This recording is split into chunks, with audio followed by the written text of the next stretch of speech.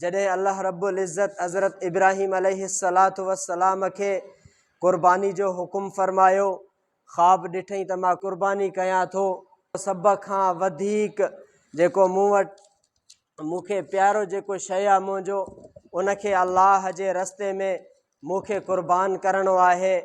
त पोइ उन ख़्वाब में लधो त मां पंहिंजे पुट खे अल्लाह जे रस्ते में क़ुर्बान कयां थो। पंहिंजे घरवारी खे चई त पुट खे हार सिंगार करे तयारु करे ॾे मूंखे। उन जॾहिं उनखे तयारु करे ॾिनई, रसो ऐं छुरी खणी करे रवानो थी वियो।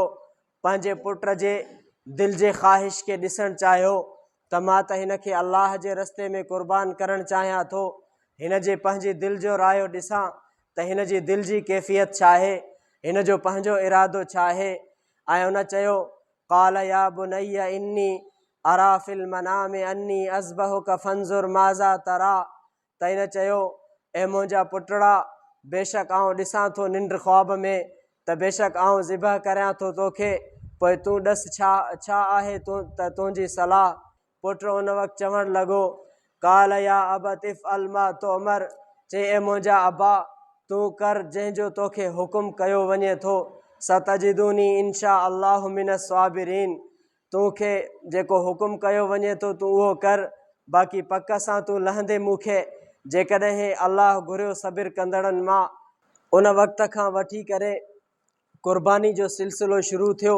जॾहिं हज़रत इब्राहीम अलैहिस्सलाम छुरी खे वहायो, छुरी हले न पियो, पथर ते हई, पथर ॿ अधु थी वियो। चई त पथर खे ॿ अधु करे थो, लेकिन इस्माईल जे सिर ते नथो हले। छुरी आवाज़ ॾिनो, हिकिड़ो तुंहिंजो हुकुम आहे, हिकिड़ो अल्लाह जो हुकुम आहे।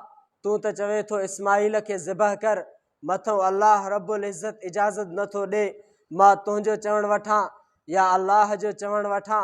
मां अल्लाह रब्बुल इज़्ज़त जो चवणु वठां थो, इन जे करे इनखे ज़िबह नथो करियां। त जॾहिं उन ॾिठो त का शइ ज़िबह थी वियो, उन चयो त ए अल्लाह, मां पंहिंजी प्यारी शइ तुंहिंजे रस्ते में क़ुर्बान कयो अथमि, मुंहिंजे क़ुर्बानी खे क़बूल फरमा। ईअं जो ॾिठईं त जन्नत मां अल्लाह रब्बुल इज़्ज़त घटो मोकिलियो हो, उहो घटो ज़िबह थी वियो। हज़रत इब्राहीम अलैहिस्सलाम ॾिठईं त हज़रत इस्माईल ईअं सलामत आहे।